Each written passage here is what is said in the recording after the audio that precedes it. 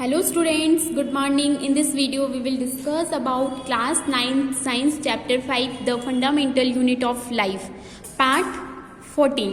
Part 14 हम इसका read करेंगे न्यूक्लियस के बारे में. Nucleus it is the most conspicuous and the largest organelle of the eukaryotic cell. यानी यूकैरियोटिक सेल का एक मुख्य सुस्पष्ट और सबसे बड़ा जो ऑर्गन होता है वो क्या होता है, न्यूक्लियस होता है. It is visible under light microscope and its fine structure has been revealed by electron microscope. यानी इसको हम किस में विजिबल कर सकते हैं, किस में देख सकते हैं, लाइट माइक्रोस्कोप में. और इसकी अगर फाइन स्ट्रक्चर हमें देखनी है तो हम किस में देखेंगे, इलेक्ट्रॉन माइक्रोस्कोप में. The nucleus can be called controlling centre of the cell. और न्यूक्लियस को क्या बोला जाता है, सेल का कंट्रोलिंग सेंटर बोला जाता है. Since it contains chromosomes and genes which control all activities of individual cell. और इसमें क्या क्या शामिल होता है, क्रोमोसोम पाया जाता है, जीन्स पाए जाते हैं, जिसकी वजह से किसी भी इंडिविजुअल सेल का ये क्या करते हैं, कंट्रोल, उसकी एक्टिविटीज़ पर कंट्रोल करता है. Standing makes the resolution more pronounced. और अगर हम स्लाइड को स्टैंड करके देखते हैं तो उसमें और भी ज़्यादा अच्छी हमें दिखती है, रिजोल्यूशन अच्छा आता है. Nucleus as well as chromosomes can be stand very well with the stand. और स्टैंड से अगर हम न्यूक्लियस को क्या करते हैं, स्टैंड करते हैं, तो क्रोमोसोम और जीन्स भी हमें अच्छे से दिखाई देते हैं. Remembers mature RBCs of mammals and sieves tube cells are devoid of nucleus. यानी कि जो हमारे मैमल्स की स्तनधारियों की जो आरबीसी होती है, परिपक्व आरबीसी, और जो प्लांट्स के अंदर जो सीव ट्यूब सेल्स यानी चालनी नलिका कोशिकाएं पाई जाती है फ्लोएम के अंदर, तो ये क्या होती है, डिवॉइड ऑफ न्यूक्लियस. यानी इनमें न्यूक्लियस की क्या होता है, अभाव होता है, यानी इन्यूक्लिएटेड. यानी इनमें न्यूक्लियस नहीं पाया जाता है. किसमें, मैमल्स की आरबीसी में और प्लांट्स के सीव ट्यूब सेल्स में. Striated muscle cells have many nuclei. और जो स्ट्रेटेड मसल सेल, रेखित मांसपेशीय सेल्स होती हैं, कोशिकाएं होती हैं, उनमें बहुत सारे न्यूक्लियस पाए जाते हैं. यानी ये मल्टी न्यूक्लिएटेड होती है. स्ट्रक्चर, न्यूक्लियस के स्ट्रक्चर के बारे में हम रीड करेंगे. The nucleus is made up of following parts. यानी जो न्यूक्लियस होता है वो निम्न पार्ट्स से मिलकर बना होता है. न्यूक्लियर एनवेलप या फिर कैरियोथीका बोला जाता है इसको. सेकंड पार्ट है न्यूक्लियर सैप और कैरियो लिम्फ या फिर न्यूक्लियोप्लाज्म. यानी नेक्स्ट है क्रोमेटिन मटीरियल्स, नेक्स्ट है न्यूक्लियोलस. यानी 4 पार्ट्स न्यूक्लियस के अंदर पाए जाते हैं. तो देखो यहाँ पर स्ट्रक्चर दी हुई है. न्यूक्लियर एनवेलप, न्यूक्लियर मेम्ब्रेन और karyotheca is a double membranous covering which separates the nucleus from the cytoplasm. यानी साइटोप्लाज्म में क्या होता है, जो कोशिका के अंदर जो भी लिक्विड भरा होता है उसको क्या बोलते हैं, साइटोप्लाज्म बोलते हैं. तो जो न्यूक्लियर एनवेलप, इसको क्या बोला जाता है, न्यूक्लियर मेम्ब्रेन भी बोला जाता है. यानी जो न्यूक्लियस की जो क्या होती है, कवरिंग होती है, यानी इस पे लेयर पाई जाती है, वो क्या होती है, न्यूक्लियर मेम्ब्रेन या फिर कैरियोथीका. कैरियो का मीन होता है न्यूक्लियस. यानी कैरियो जो हम लिखते हैं तो वो किसके लिए लिखते हैं, न्यूक्लियस के लिए. तो कैरियोथीका भी इसको बोला जाता है. यानी न्यूक्लियस पर पाई जाने वाली परत क्या होती है, या तो न्यूक्लियर मेम्ब्रेन बोलेंगे या न्यूक्लियर एनवेलप या कैरियोथीका. तो ये क्या होती है, डबल मेम्ब्रेनस कवरिंग होती है. यानी ये देखो यहाँ पर डबल मेम्ब्रेन है. The space between 2 nuclear membrane is called perinuclear space. और दोनों मेम्ब्रेन के बीच में जो ये स्पेस होती है इसको क्या बोलते हैं, पेरी न्यूक्लियर स्पेस बोला जाता है. ठीक है. These are discontinuous coverings which are perforated by several nuclear pods. और ये जो लेयर होती है, डबल लेयर, ये क्या होती है कि कंटिन्यूअस नहीं होती है, बीच बीच में क्या पाए जाते हैं, पोर्स यानी छिद्र पाए जाते हैं. इनको क्या बोला जाता है, न्यूक्लियर पोर्स बोला जाते हैं. Nuclear pores allow us exchange of materials between the nucleus and cytoplasm. और जो न्यूक्लियर पोर्स होते हैं, यानी ये जो केंद्रक छिद्र होते हैं, वो किसको अलाउ करते हैं, मटीरियल्स के एक्सचेंज को अलाउ करते हैं. किसके बीच में, न्यूक्लियस और साइटोप्लाज्म के बीच में. ठीक है, न्यूक्लियस और साइटोप्लाज्म. यानी ये न्यूक्लियस किसके अंदर होता है, किसी भी सेल के अंदर होता है. तो सेल के अंदर क्या भरा हुआ रहता है, साइटोप्लाज्म. तो साइटोप्लाज्म और जो न्यूक्लियस है उसके बीच में जो मटेरियल का एक्सचेंज होता है वो कहाँ से होता है, न्यूक्लियर पोर की वजह से होता है. The outer membrane of nuclear envelope is usually connected with endoplasmic reticulum. It also bears ribosome. और जो ये न्यूक्लियर एनवेलप की जो क्या होती है आउटर मेम्ब्रेन होती है वो किससे जुड़ी हुई रहती है? एंडोप्लाज्मिक रेटिकुलम से। ये रफ एंडोप्लाज्मिक रेटिकुलम होती है जिसमें क्या लगे हुए रहते हैं? राइबोसोम्स चिपके हुए रहते हैं। ठीक है, तो ये फर्स्ट पार्ट हमने रीड किया इसका, कैरियोथीका या फिर न्यूक्लियर मेम्ब्रेन। नेक्स्ट पार्ट है न्यूक्लियोप्लाज्म या फिर nuclear shape. It is transparent homogeneous semi fluid colloidal ground substance present inside the nuclear membrane. यानी इस न्यूक्लियर मेम्ब्रेन के अंदर जो फ्लूइड भरा हुआ रहता है ना उसको क्या बोलते हैं? न्यूक्लियोप्लाज्म बोला जाता है। कैसा होता है ये? ट्रांसपेरेंट यानी पारदर्शी होता है, होमोजीनस यानी समान तरफ का फैला हुआ रहता है पूरी जगह पर, सेमी फ्लूइड और कॉलॉइडल होता है यानी लिक्विड होता है एक तरह का। It in which chromatin and nucleolus are embedded. और इसके अंदर ही क्या पाई जाती है? क्रोमेटिन पाए जाते हैं और न्यूक्लियोलस पाई जाती है। ठीक है, next nucleolus. Nucleolus it is nearly spherical structure found inside the nucleus. यानी ये एक गोलाकार संरचना होती है जो किसके अंदर पाई जाती है? न्यूक्लियस के अंदर पाई जाती है। It certain cases the nucleus में हैव 2 और मोर न्यूक्लियोलाई। यानी कि कुछ केसेस में ऐसा होता है कि जो न्यूक्लियस होता है उसमें 2 या 2 से अधिक न्यूक्लियोलाई पाई जा सकती है। केंद्रिका बोलते हैं इसको हिंदी में। Nucleolus is not bounded by a membrane. और न्यूक्लियोलस जो होती है वो उसमें मेम्ब्रेन नहीं पाई जाती। It is the site of synthesis of ribosome. और यहाँ पर किसका निर्माण होता है? राइबोसोम का निर्माण होता है किसमें? न्यूक्लियोलस के अंदर। ठीक है, chromatin material. The chromatin material is thin thread like intervened substances composed of the genetic substances DNA and proteins। यानी जो क्रोमेटिन मटेरियल होता है वो कैसा होता है? थिन यानी पतले से, थ्रेड लाइक होते हैं यानी धागे के समान होते हैं ये क्रोमेटिन्स। और क्या होते हैं? ये ऐसे सब्सटेंस होते हैं, जेनेटिक सब्सटेंस होते हैं, ये आनुवंशिक पदार्थ होते हैं जिनसे बने हुए रहते हैं या तो डीएनए का फुल फॉर्म क्या होता है? Deoxy ribo nucleic acid. और प्रोटीन से बने हुए रहते हैं। प्रोटीन कौन कौन सी होती है? Histone and non histone proteins होती है। ड्यूरिंग सेल डिवीजन और कोशिका विभाजन के दौरान chromatin forms highly condensed thick rod like structure known as chromosome. और जब सेल डिवीजन होता है तो क्रोमेटिन क्या बनाते हैं? एक सघन और मोटा और एक छड़ की तरह की संरचना बनाते हैं जिसको क्या बोलते हैं? क्रोमोसोम्स यानी गुणसूत्र बोला जाता है। क्रोमोसोम्स क्या होते हैं? During cell division the chromatin fibres condense by spiralization and dehydration into a number of rod like structures called chromosomes. यानी सेल डिवीजन के दौरान क्या होता है? जो क्रोमेटिन फाइबर्स होते हैं कंडेंस हो जाते हैं, सघन हो जाते हैं और इसमें ये क्या हो जाते हैं? स्पाइरल हो जाते हैं और क्या बना लेते हैं? एक रोड लाइक स्ट्रक्चर यानी छड़ के समान की एक संरचना बनाते हैं जिसको क्रोमोसोम्स बोला जाता है। Chromosomes contains hereditary information of the cell in the form of genes. और जो क्रोमोसोम्स होते हैं वो क्या होते हैं? हेरिडिटरी इंफॉर्मेशन यानी वंशानुगति की जो सूचनाएं होती हैं उनको क्या करते हैं? ट्रांसफर्ड करते हैं। The cell in the form of genes. किसकी फॉर्म में? जीन्स की फॉर्म में, क्योंकि जो जीन्स होती है वो कहाँ पर होती है? क्रोमोसोम के ऊपर पाई जाती है जीन्स। तो किसका जो हेरिडिटरी इंफॉर्मेशन यानी आनुवंशिकी जो सूचनाएं होती हैं उनका क्या करते हैं? स्थानांतरण या ट्रांसफर करते हैं। A chromosome consist of 2 identical and spirally coiled threads called chromatids joined with lightly coloured constriction called centromere. यानी जो क्रोमोसोम होता है वो क्या होता है कि जो थ्रेड लाइक स्ट्रक्चर होती है आइडेंटिकल यानी 2 समान तरह की स्पाइरली कॉइल्ड थ्रेड्स यानी उलझे हुए धागों की तरह की एक संरचना होती है जिनको क्या बोला जाता है? क्रोमेटिड। ये होते हैं क्रोमेटिड, समान है, इधर भी एक जैसे हैं इधर भी एक जैसे हैं, क्रोमेटिड बोला जाता है। और ये दोनों क्रोमेटिड होते हैं जो किससे जुड़े हुए रहते हैं? सेंट्रोमियर से जुड़े हुए रहते हैं। The 2 parts of a chromatid on either side of a centromere are called arms. और एक ही तरफ के जो क्रोमेटिड होते हैं उनको क्या बोला जाता है? आर्म यानी भुजा बोला जाता है।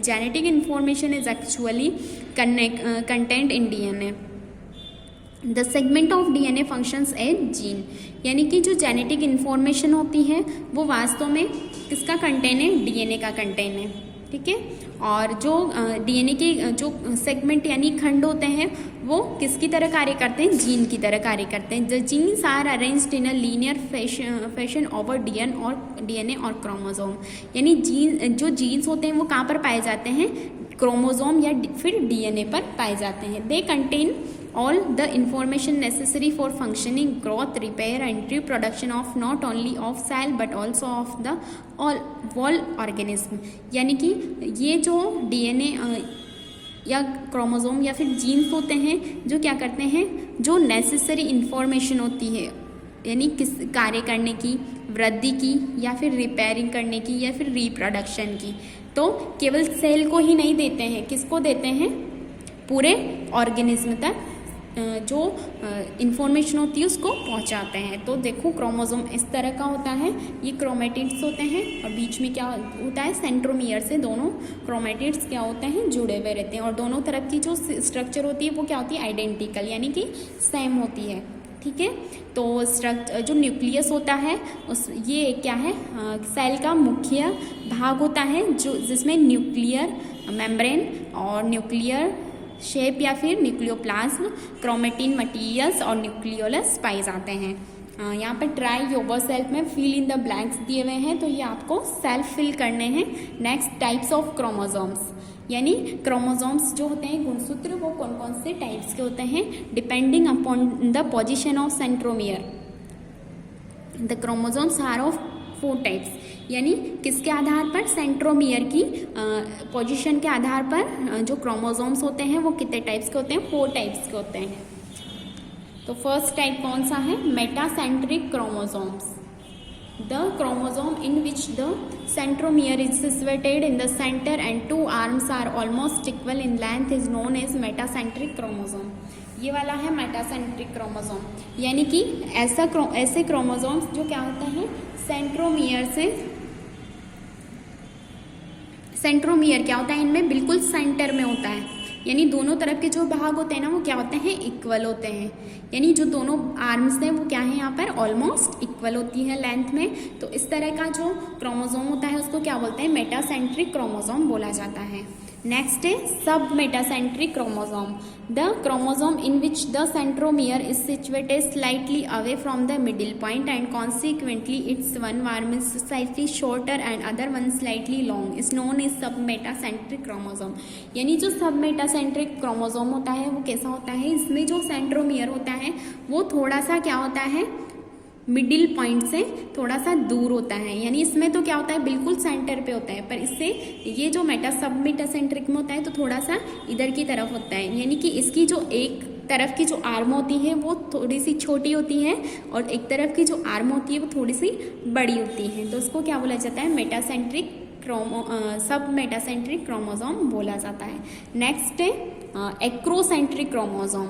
तो एक्रोसेंट्रिक क्रोमोसोम क्या होता है, the chromosome in which the centromere is situated near the end and consequently its one arm is very long and the other one is very short is known as acrocentric chromosome. यानी ऐसे chromosome जिसमें जो centromere होता है वो बिल्कुल लगभग and में पाया जाता है, ठीक है, ऑलमोस्ट एंड में पाया जाता है सेंट्रोमियर, तो उसको क्या बोला जाता है, एक्रोसेंट्रिक क्रोमोसोम। इसमें जो एक आर्म होती है इसकी वो बहुत ही ज़्यादा छोटी होती है और एक बहुत ही बड़ी होती है, तो इसको इस टाइप को क्या बोलते हैं, एक्रोसेंट्रिक क्रोमोसोम बोला जाता है। नेक्स्ट लास्ट टाइप है telocentric chromosome, the chromosome in which the centromere is at the tip of chromosome and the arms are one side only is known as telocentric chromosome. In an acentric chromosome centromere is absent। यानी जो telocentric chromosome होता है उसमें जो centromere होता है बिल्कुल tip पर होता है, यानी सिरे पर होता है, क्रोमोसोम जो होता है उसके बिल्कुल सिरे पर होता है, और इसकी जो वन साइड की जो केवल इसमें वन साइड में ही आर्म पाई जाती है, भुजा पाई जाती है, और तो इस तरह के क्रोमोसोम को क्या बोलते हैं, टीलोसेंट्रिक क्रोमोसोम बोला जाता है। और जो एसेंट्रिक क्रोमोसोम होता है इसमें क्या होता है, जो सेंट्रोमियर होता है वो एब्सेंट होता है, यानी एक को टाइप हो सकता है इसका एसेंट्रिक क्रोमोसोम। तो इसमें क्या होता है, सेंट्रोमियर एब्सेंट होता है। तो सेंट्रोमियर्स क्रोमोसोम्स की टाइप कौन कौन सा है, मेटासेंट्रिक यानी इसमें सेंट्रोमियर बिल्कुल बीच में होगा और जो दोनों भुजाएं वो बिल्कुल इक्वल होगी। और नेक्स्ट दूसरा है सब मेटासेंट्रिक क्रोमोसोम, तो इसमें जो सेंट्रोमियर होगा वो थोड़ा सा एक भुजा की तरफ खिसक जाएगा, तो यहाँ पर एक भुजा छोटी हो जाएगी और एक तरफ की भुजा बड़ी हो जाएगी। नेक्स्ट एक्रोसेंट्रिक में क्या होगा, ये जो सेंट्रोमियर है बिल्कुल इसके सिरे पर आ जाएगा, तो इधर एक भुजा बहुत ही ज़्यादा छोटी हो जाएगी और एक भुजा बहुत लंबी हो जाएगी। और लास्ट जो है उसमें टीलोसेंट्रिक में, उसमें जो सेंट्रोमियर है वो बिल्कुल सिरे पर आ जाएगा और इसमें एक ही भुजा रहेगी। ठीक है, नेक्स्ट है क्रोमोसोम नंबर्स, यानी क्रोमोसोम की जो संख्या होती है वो क्या होती है, every species have a fixed number of chromosome in its cell, यानी किसी भी स्पीसीज में क्या होती है, जो क्रोमोसोम की जो संख्या होती है किसी भी कोशिका के अंदर वो क्या होती है, फिक्स होती है। नेक्स्ट फंक्शन ऑफ न्यूक्लियस, यानी जो न्यूक्लियस होता है वो क्या कार्य करता है, the nucleus performs following functions, it controls all the metabolic activities and all the cellular function, यानी जो न्यूक्लियस होता है वो सभी मेटाबॉलिक एक्टिविटीज़ और सभी जो कोशिका से रिलेटेड जो फंक्शंस होते हैं उनको कंट्रोल करता है। सेकंड है it brings about growth of the cell by directing the synthesis of structural protein, it also has information for synthesis of enzymes, यानी ये क्या करता है, जो सेल की ग्रोथ होती है उसको बढ़ाता है और इसकी वजह से जो उसमें बनने वाले जो प्रोटीन्स होते हैं उसमें वो ज़्यादा बनते हैं, और कहाँ पर जो सिंथेसिस ऑफ एंजाइम है उनकी इंफॉर्मेशन को भी ये एक जगह से दूसरी जगह पे पहुंचाता है। It controls the transmission of hereditary characters from one generation to the next, और जो हेरिडिटरी कैरेक्टर्स यानी वंशागति के जो लक्षण होते हैं उनको एक जनरेशन से दूसरी जनरेशन में यानी एक पीढ़ी से दूसरी पीढ़ी में जो संचरण होता है उसको कंट्रोल कौन करता है, न्यूक्लियस कंट्रोल करता है। Next it contains the genetic information for reproduction, development and behaviour, और जो इसमें ये जो जेनेटिक इंफॉर्मेशन इसमें पाई जाती है वो किसके लिए, रिप्रोडक्शन के लिए, डेवलपमेंट के लिए और सेल के बिहेवियर के लिए। Ribosomes are formed by nucleolus part of nucleus, यानी जो न्यूक्लियस का पार्ट होता है न्यूक्लियोलस, तो उसके द्वारा क्या बनाए जाते हैं, राइबोसोम का निर्माण किया जाता है, किसके द्वारा, न्यूक्लियोलस के द्वारा, जो किसका पार्ट है, न्यूक्लियस का। Next it induces genetic variations which help in organic evolution, और जो न्यूक्लियस होता है वो क्या इंड्यूस करता है, जेनेटिक वेरिएशंस, यानी कि जेनेटिक विभिन्नताएं उत्पन्न करता है जिसकी वजह से एक ऑर्गेनिज्म दूसरे ऑर्गेनिज्म से क्या होता है, डिफरेंट होता है। Next it control cellular differentiation bye regulating differential gene expression, और ये किसको कंट्रोल करता है, सेलुलर डिफरेंशिएशन, कोशिका विभेदीकरण को कंट्रोल करता है, और किसको रेगुलेट करता है, डिफरेंशियल जीन एक्सप्रेशन, यानी कि अलग अलग जीन्स की जो अभिव्यक्ति होती है उसको कंट्रोल करता है। नेक्स्ट एक्टिविटी 5.7 हम रीड करेंगे, object to study human cheek cell, यानी ह्यूमन की जो चीक सेल, गालों की जो कोशिका होती है उसको हमें क्या करना है, स्टडी करना है। अपरेटस स्टरलाइज टूथपिक, यानी दांत कुचड़ने की जो होती है ना, दांत खुरेदने की, वो लेनी है। आइसक्रीम स्पून लेनी है। Glass slide, cover slip, needle, water और dilute glycerine, dropper, brush, methylene blue solution, blotting paper और माइक्रोस्कोप। क्या करना है हमें, प्रोसीजर क्या है, scrape a small piece from inside cheek lightly with the help of a sterilized toothpick और ice cream spoon. या तो हमें टूथपिक लेनी है स्टरलाइज्ड यानी निर्जर्मीकृत, जिसमें कोई कीटाणु नहीं होने चाहिए, या फिर आइसक्रीम स्पून लेनी है, उससे हमारे गाल पे क्या करना है, हमें अंदर की तरफ स्क्रैच करना है और एक छोटा सा पीस हमें निकालना है, सेल का पिल निकालनी है, झिल्ली निकालनी है। Mount this membranous scraping in a drop of water और dilute glycerine on a clean glass slide. इसको हमें क्या करना है, माउंट करना है, किससे, ड्रॉप ऑफ वाटर, यानी एक ड्रॉप उसमें वाटर की डालनी है और डाइल्यूट ग्लिसरीन की डालनी है, और उसको कहाँ पर रखना है, एक क्लीन ग्लास स्लाइड पर हमें रख देना है। Spread this scraping on slide with the help of needle, और इस जो हमने वो कोशिका रखी है उसको फैला देना है स्लाइड पर, किसकी हेल्प से, नीडल की हेल्प से। Put a drop of मैथिलीन blue stand over the scrap, और जो स्क्रैप है उस पर क्या करना है, मेथिलीन ब्लू स्टैंड को हमें क्या करना है, एक ड्रॉप डाल देनी है। वेट फॉर 2 मिनट्स, और फिर इसके बाद 2 मिनट का हमें वेट करना है। Put a cover slip on the stand material avoiding entry of air bubbles. उसके बाद क्या करना है, हमें उसके ऊपर क्या लगा देना है, कवर स्लिप लगानी है, और इस तरह से लगानी है कि उसमें कोई भी एयर बबल नहीं आए। Remove the extra stand with water by pouring water drop on one side and stroking stand from the other side by means of blotting paper. और जो वहाँ पर जो बहुत ही ज़्यादा अगर एक्सेसिव स्टैंड लगा हुआ है तो उसको हमें रिमूव कर देना है, या तो वाटर से या फिर ब्लॉटिंग पेपर से उसको हटा देना है। Observe this mount under microscope first with low power and then with high power. उसके बाद हमें जो हमने स्लाइड बनाई है उसको हमें अंडर लो पावर और हाई पावर माइक्रोस्कोप में ऑब्जर्व करना है। तो हमें इस तरह की स्ट्रक्चर दिखाई देगी हमारी चीक सेल की, microscopic view of cheek cell, यानी इस तरह की दिखाई देगी। ऑब्जर्वेशन क्या आएगा, several polygonal flat squamous cell in the scraped membrane are visible, यानी जो हमारी चीक की स्क्रैप्ड मेम्ब्रेन है उसमें पॉलीगोनल यानी बहुभुज की आकृति की फ्लैट चपटी कोशिकाएं हमें दिखाई देगी इस तरह की। In each cell, a colored spherical or oval dot-like structure near the center is clearly visible। और यहाँ पर हमें एक colored, ये देखो यहाँ पे ब्लू कलर की दिख रही है ना एक स्ट्रक्चर, तो कैसी है, स्पेरिकल या ओवल डॉट यानी गोलाकार या अंडाकार डॉट लाइक स्ट्रक्चर होती है जो हमें कहाँ पर सेंटर में बिल्कुल क्लियरली विजिबल हो रही है यहाँ पर।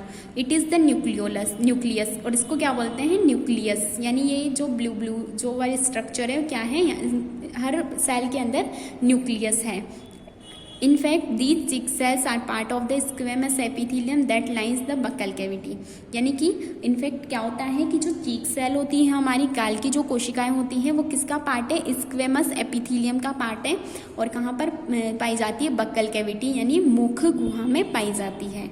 ठीक है, तो यहाँ पर हमने न्यूक्लियस के बारे में रीड किया। तो न्यूक्लियस को क्या बोला जाता है, controlling centre of the cell बोला जाता है। उसके बाद हमने न्यूक्लियस के पार्ट्स, आरबीसी जो होती है मैमल्स की और जो सीव ट्यूब सेल्स प्लांट की होती हैं उनमें न्यूक्लियस प्रेजेंट नहीं होता है। और जो न्यूक्लियस की स्ट्रक्चर होती है उसमें 4 पार्ट्स पाए जाते हैं, न्यूक्लियस एनवलप, न्यूक्लियर शेप या कैरियोलिम्फ, क्रोमेटिक मटीरियल्स और न्यूक्लियोलस। और क्रोमेटिक मटीरियल्स से क्या बनता है, क्रोमोजोम्स बनते हैं। क्रोमोजोम्स में क्या पाया जाता है, क्रोमोजोम्स की स्ट्रक्चर इस तरह की होती है, क्रोमेटिड्स पाए जाते हैं और बीच में सेंट्रोमियर पाया जाता है, और दोनों पार्ट्स क्या होते हैं, इक्वल होते हैं। और 4 टाइप्स के हमने क्रोमोजोम्स रीड किए, मेटासेंट्रिक, सब मेटासेंट्रिक, एक्रोसेंट्रिक, टीलोसेंट्रिक। उसके बाद हमने न्यूक्लियस के फंक्शन के बारे में रीड किया, और उसके बाद हमने चीक सेल की एक्टिविटी हमने यहाँ पर रीड की।